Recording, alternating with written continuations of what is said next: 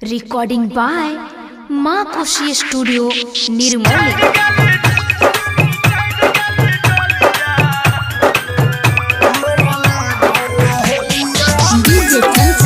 निर्मली बाजार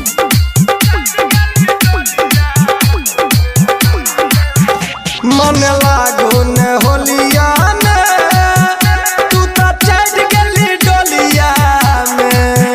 मन लागो न होलिया में तू तो चढ़ गेली डोलिया में।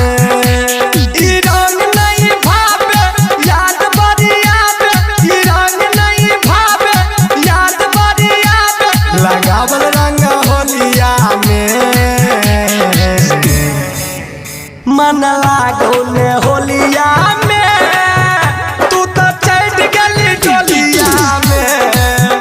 मन लागो ने होलिया में तू तो चढ़ गेली डोलिया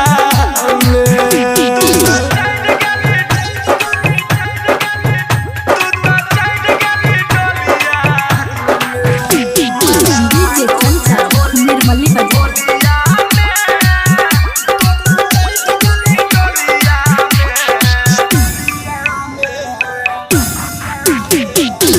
छोड़ के गेलही कहबो न केलही लागे हो फगुआ फीका गे।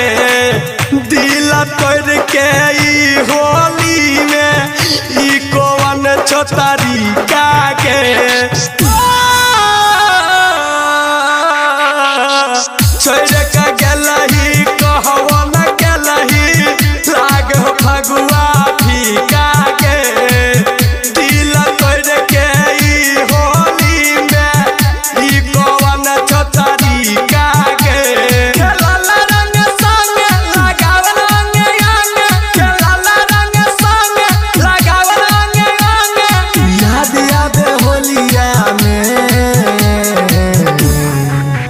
मन लागो ने होलिया में तू तो चढ़ गेली डोलिया में। मन लागो ने होलिया में तू तो चढ़ गेली डोलिया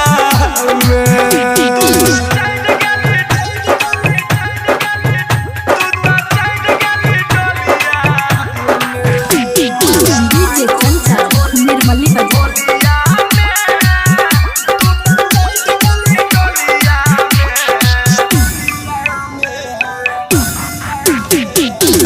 रंग अबिरिया का तो हुआ गे तर पैछो हमर दिल गे। खेल भी होली साथ सजनवा रह भी जान तू खुश गे। रंग अबिरिया का तो हुआ गे तर पैछो हमर दिल गे। खेल भी होली साथ सजनवा रह भी जान तू खुश गे। फुलान तोरा पाइबो रंग न लगाइबो, फुलान तोरा पाइबो रंग न लगाइबो। रहबो न होलिया में मन लागे न होलिया में तू तो चढ़ गेली डोलिया में।